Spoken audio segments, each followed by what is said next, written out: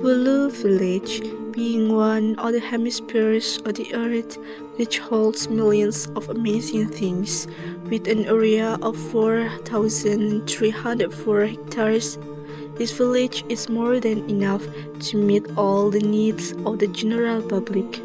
Based on the village monographic data in 2024, the total population of Bulu Village reached around 6,500 people, which is divided into 4 hamlets, including Walodono, Tegaljoho, Bulu, and Menayu.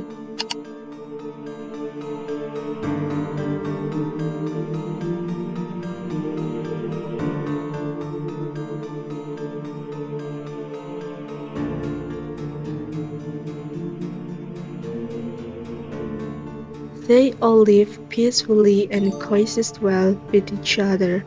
Public facilities in this village include the village hall office, health center, 4 mosques, and several prayer rooms. Sedangkan dalam hal aset pendidikan, Desa Bulu mempunyai 1 kelompok bermain, 2 taman kanak-kanak, 1 sekolah dasar, 1 madrasah ibtidaiyah, 1 sekolah menengah pertama, dan 4 taman pendidikan Al-Quran. Saya atas nama Kepala Desa Bulu, pengemban pemerintah Desa Bulu mengucapkan terima kasih. Di hari ini kami bisa bersama-sama dengan Mas dan Mbak KKN dari Unsik Wonosobo.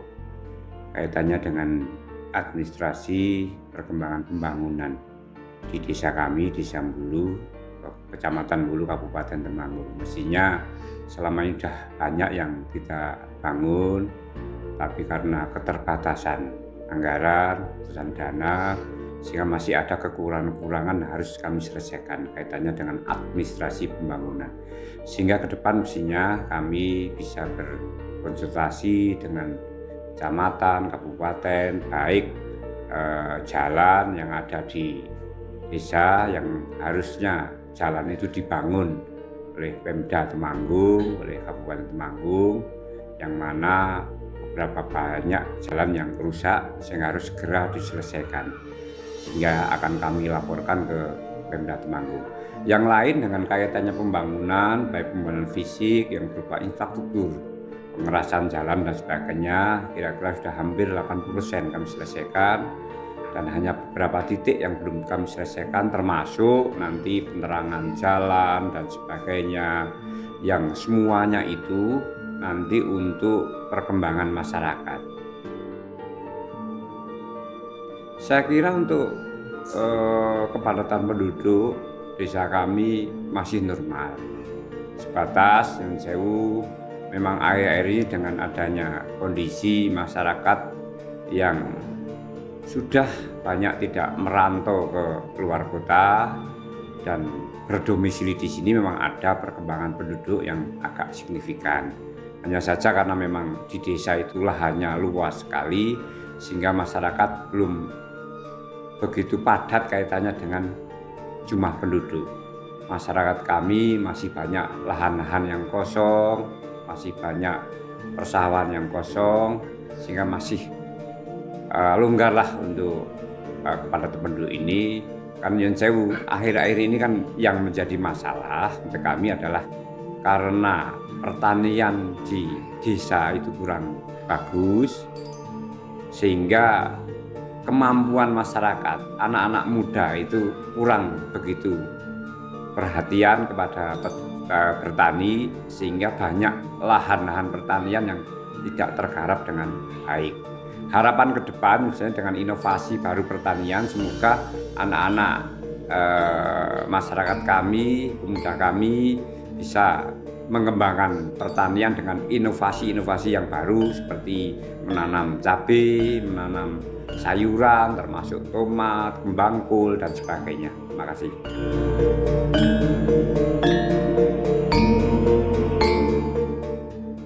Sektor utamanya adalah pertanian mungkin di Desa Bulu ya. Di Desa Bulu ini ada 12 kelompok tani yang dinaungi di bawah naungan Gapotan untuk wilayah RW Wolodono RW 1 khususnya itu ada 2 poktan. Terus Dusun Menayu ada 7 kelompok tani, poktan. Di Tegaljo itu ada 1 poktan. Selanjutnya Dusun Bulu RW 4 khususnya ada 3 poktan. Semuanya di bawah naungan Kapoktan Pertanian yang ada di Desa Bulu ini, yang telah menjadi andalan sejak dulu. Lahan pertanian yang luas, subur, menjadi modal utama masyarakat untuk bertani berbagai jenis tanaman.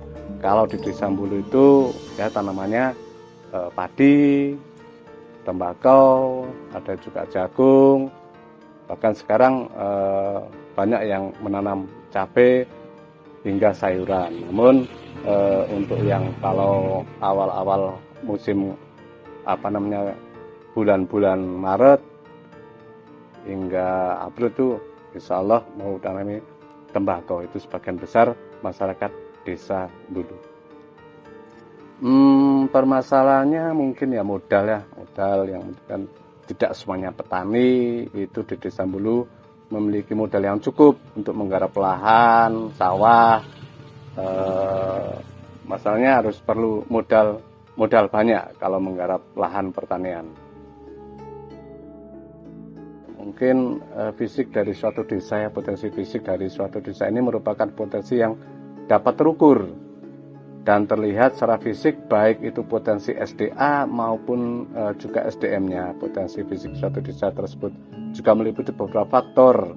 Faktor yang pertama itu mestinya tanah, yang kedua air, yang ketiga iklim, yang keempat ini peternakan dan perikanan. Ini kalau di desa itu perikanan dan peternakan yang ada dalam pemberdayaan desa yang dapat menjadi sumber bahan makanan, yang dapat menjadi sumber tenaga. Yang tidak kalah penting lainnya adalah menjadi sumber mata pencaharian penduduk atau mungkin sekitar masyarakat Desa Bulu. Dan yang terakhir adalah manusia adalah sebagai salah satu sumber daya, yakni SDM-nya. SDM manusia atau dalam hal ini adalah masyarakat desa akan menjadi sumber tenaga kerja yang mengolah dan memanfaatkan sumber daya alam desanya tersebut.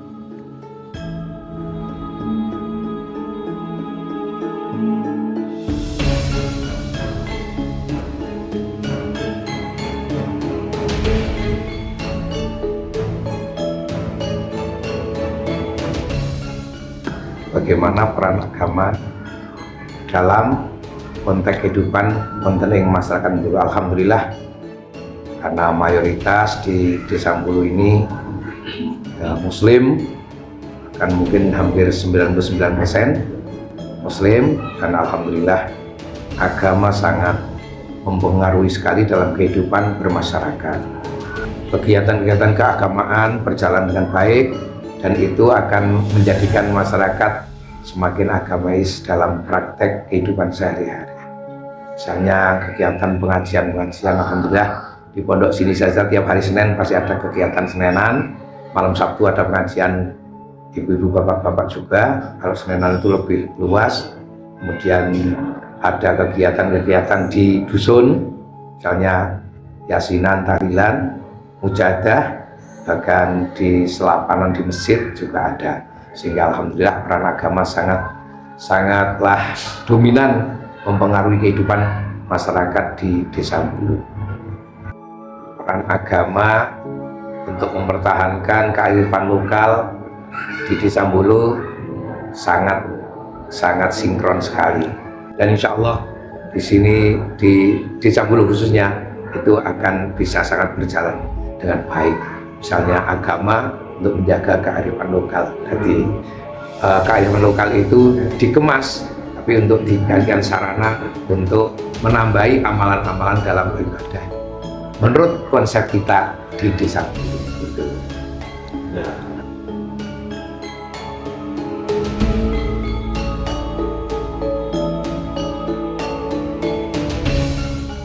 Menurut cerita turun-temurun, nama Bulu berasal dari sekelompok utusan kerajaan yang tersesat di hutan lebat. Mereka beristirahat di bawah pohon besar bernama Pohon Bulu. Karena kesulitan keluar dari hutan yang dipenuhi tanaman talas dempel, kedelai, dan pari bulu. Akhirnya, daerah tersebut dinamai Desa Bulu. La yazalu sukkanu qaryati Bulu al-masyhurina bi mu'taqadatihim ad-diniyah yahtafiduna bi taqalidihim wa saqafatihimul mahaliyatil mumayyazah. La tazalu fununu taqlidiyah misla jaran kepang mahfudhatin wa tusbihu juz'an la yatajazza'u min hayatihim.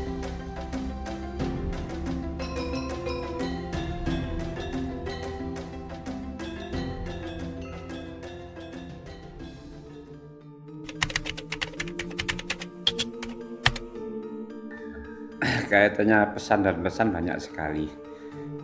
Kami mengucapkan terima kasih pada dosen pembimbing atau yang lain dengan adanya KKN Unsik di Desa Bulu.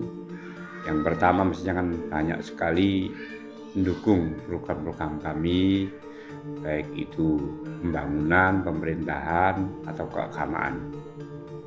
Yang seharusnya kami mengerjakan kegiatan ini hanya dengan perangkat dan tokoh masyarakat yang ada di desa, karena adanya KKN dari Unsik ini sehingga banyak membantu kami untuk program-program itu, khususnya dari bidang keagamaan, yang mana dari Unsik ini memang di atas rata-rata kaitannya dengan keagamaan, sehingga baik TPQ, SD, MI, TK, dan yang lain-lain banyak terbantu, khususnya TPQ yang selama ini tiap sore membimbing, membantu program-program TPQ yang ada di dusun masing-masing yang ada di desa kami.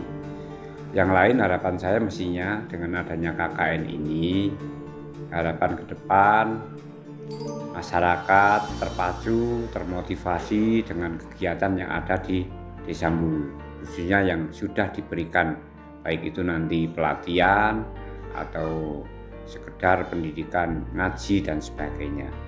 Hanya saja yang perlu kami sampaikan kepada dosen pembimbing atau yang lain, karena timing waktunya untuk tahun ini, karena ini tahun awal, jadi desa belum benar-benar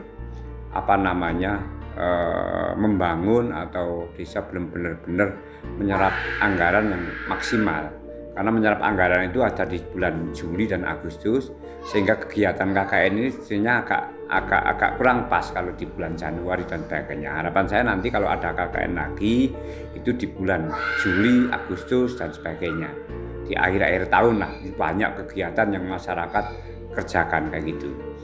Yang penting hari ini kita bisa bersama-sama dengan masyarakat, saya dan Mbak Mas KKN bisa bersama-sama menyambung silaturahim, menyambung keakraban ke depan. Mestinya khusus Mbak dan Mas KKN jangan lupa, karena panjenengan pernah singgah di desa kami.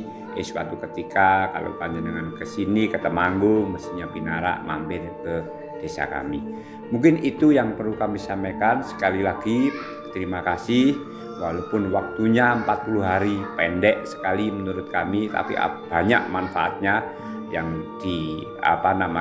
yang disampaikan kepada desa kami, khususnya desa kami, kepada seluruh masyarakat, baik itu pemuda, tokoh agama, ibu-ibu pengajian, TPQ dan sebagainya. Terima kasih semuanya. Matur nuwun.